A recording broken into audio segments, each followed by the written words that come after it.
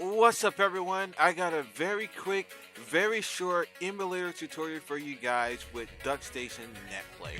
So as you guys may have known or just found out, Duckstation got a brand new branch update where you can play your favorite PS1 games online, 2 players in rollback netcode. So this video tutorial will help you how to get that set up and also give you some kind of hints and tips on how to get things up and running. So let's get started. As a quick disclaimer, by the way, you want to make sure you also are on the latest version of Duckstation Netplay. So this video is currently going to run on 1.75. I'm not entirely too sure how future-proof this video is. Please leave down in the comments below if I need an update or make any changes to the video over time. Don't worry, I will eventually get to it. But as of Duckstation Netplay as it is, this is how it's going to work. So let's get started. So unlike the No DC Bear video that I did a couple years back, I'm not going to go through the whole process of how to set this up for you guys because it's very simple, very quick. However, we are going to talk about some things that you will have to have set for this emulator to work for Netplay. Okay, so first thing we're going to do is we're going to head over to our settings menu and we're going to go over to controller. We have to make sure that the controller we're going to use for port 1 is set to digital. This is the only way you are able to be able to get any kind of inputs to work. It has to be on digital. I also have controller port 2 on, just in case. It's not necessarily necessary for it, but it's what I have on, especially because I also do some offline like labbing when I need to do input. But so it's totally okay for you to have player 2 controls on, but what really matters is that you have player 1 set and your input set to digital. It has to be set to digital control. Alright, and so how connectivity works with this is that it requires a direct IP address. So normally something like that is very kind of scary to just send out to strangers on the internet. However, you do have alternatives such as Radmin VPN, which I will be showing you today in this video because I personally like Radmin VPN, but there's also Zero Tier and Hamachi as well as other private network services that you can use for online LAN play. So once you get Radmin installed, it's super easy to get running because you don't have to make any kind of profile account like you have to with Zero Tier or with Hamachi. You just install it, you run it, and then you go join a network. So in fact, let's go ahead and connect online, and we're going to use my testing network that I like to use. But for those who want to learn how to join network or even create your own network, you can go to create, you can type in your network name, the password for your network, and that's how you create one. Or you can also go join networks. There's even tons of public networks you can join for other No DC Bear and other services that like to use Radmin for direct IPs. Okay, so for this next part, it's really simple and we're just going to walk through it. So this is how you basically get the Netplay session started. You're going to go to your very top to your ribbon and you're going to go to create Netplay session. And what you're going to do is you're going to get your game. So the game that I'm going to be using for this tutorial is Mad Stalker, right? You're going to select that. You're going to put down your local player name, whatever name you like to go by. And we have 2 different ways on how to do this. So we're going to do this for player 1 first, and I'll show you the inverse for player 2.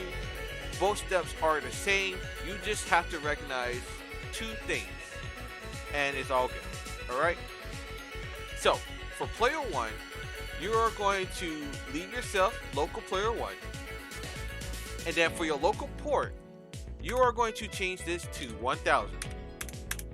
So keep this in mind. Player 1 local port will always be 1000. Then you're going to put in the IP address. So from Radmin VPN, I have an alternate PC on the same network right now. And so you can just go hit copy IP, and there you go. Now, for remote port, this will be the port that player 2 will be connected on. You are connected to port 1000. Player 2 will be connected to port 2000. So you're going to go here, 2000. Now, the input delay is super important, right? I generally would never do 0 input delay because it does not give the game enough time to find a buffer window between inputs and rollback. Personally, depending on the distance, so if I'm playing someone within the same state or maybe even the same coast, I usually start off with 2 input delay. That's what I usually use. If I have to play someone a little farther away, then usually I'll go on double. So from 2s to 4 to 8. And anything more than 8, generally for me, I feel is unplayable. Now, if you absolutely have to, right, you can play up to 10 frames of input delay. 10 frames. However, anything more than 10 will cause a desync.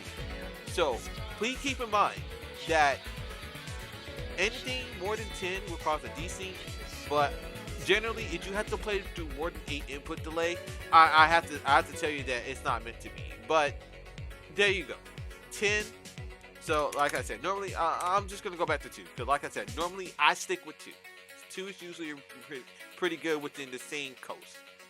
All right, and there you go. That's the process for player 1. Like I said, for player 2 is literally the same process. But you have to keep in mind that in player 2, your local port will be 2000, and the remote port will be 1000. So, but other than that, you still will put in the remote IP address of the person you are connecting to. You put in their remote port. You make sure that you and them have decided on a good input delay. Like I said, 2 is a good starting point, and then you're going to hit start session.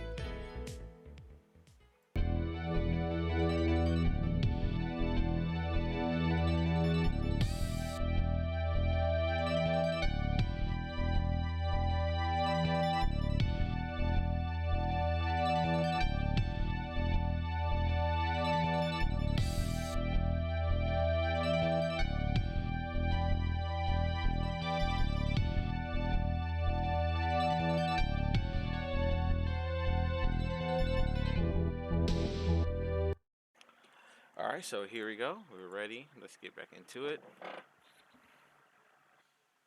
Alright, so as you can see, we're connected, and I have my lovely little brother in the next room who is using the other computer so we can get started.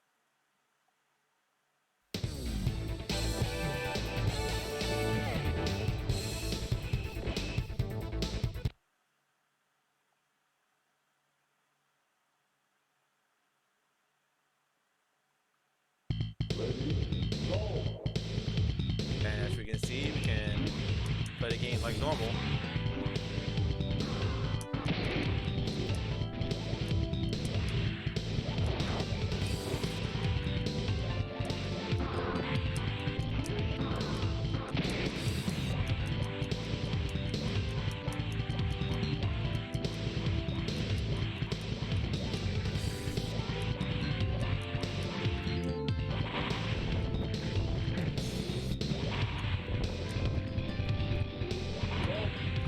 Well, that's it.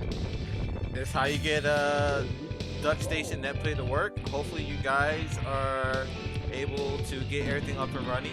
And please come join the community Discord. And, you know, come hang out. We'll play a bunch of games there. Other than that, it's been your guy, Cool Writing, and I'll catch you guys next time.